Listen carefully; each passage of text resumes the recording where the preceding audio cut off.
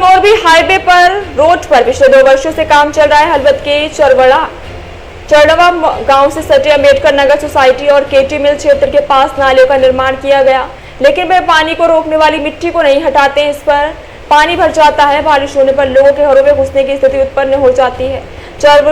चरड़वा गांव पंचायत ने बार-बार ठेकेदार को आवेदन दिया, लेकिन जब ठेकेदार के पेट पानी नहीं तो लोगों की मांग की पहले अवरोध हटाया जाए। ग्राम पंचायत के सरपंच ने कहा कि अगर बारिश से पहले नालों की सफाई नहीं की गई और लोगों के घरों में पानी घुस गया या कोई दुर्घटना हुई तो इसकी जिम्मेदारी ठेकेदार की होगी।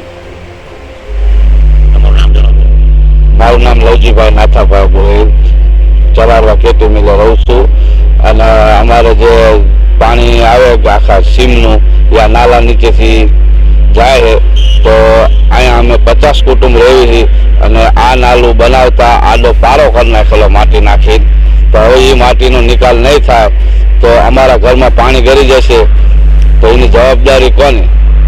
રોડ પટન અમે તો સરપંચને 3-4 વાર જાણ કરી, સરપંચે અમારી વતી અહીંયા જાણ કરી પણ આ લોકો આ માટી ઉઠાવતા નથી।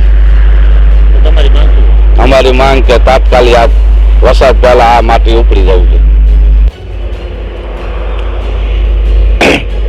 મારું નામ ગિરીશભાઈ રતુલા પરમાર, ચરાવા ગામના સરપંચનો છોકરો છું અને આ મેન વસ્તુ તો એ કે હળવદ મોરબી રોડનું કામ ચાલુ છે અને આ કેટી મિલ વિસ્તારની અંદર જે આ નાલું બંધાણું એ આગળથી ઠેઠ ગારી વિસ્તારમાંથી તમામ વરસાદનું પાણી અહીંથી નીકળશે અને આ લોકોએ નાલું બાંધ્યું હોય એમાં અમને કંઈ વાંધો નથી પણ અહીંયા 40 થી 50 મકાન છે અને અહીંયા અંદર પાણી ભરાઈ જાય। આ લોકો માટી અહીં એટલી બધી નાખી દીધી છે, માટી ઉપાડતા નથી તો એ લોકોને કંઈ પણ થાય તો એની જવાબદારી રોડ કોન્ટ્રાક્ટરની રહેશે।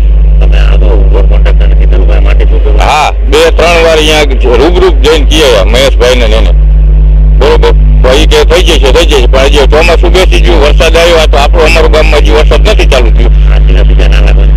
આ સિવાયનું ચરાડવા ગામ આગળ એક દેવળિયા રોડ આગળ નાલું અહીંયા હાથીને ભયંકર પ્રશ્ન છે। અહીંયા તો અહીંયા 40 ઘર હોય પણ અહીંયા તો 400 ઘર છે અને એ તલાવનું પાણી બધું આવે ને વરસાદનું પાણી જે આવે ને અહીંયા આથી વધારે પ્રશ્ન એ તાત્કાલિક માટી ઉપાડી લઈએ અને જો અહીંયા કાંઈ પણ થયું તો એ જવાબદારી આ રોડ કોન્ટ્રાક્ટરની રહેશે।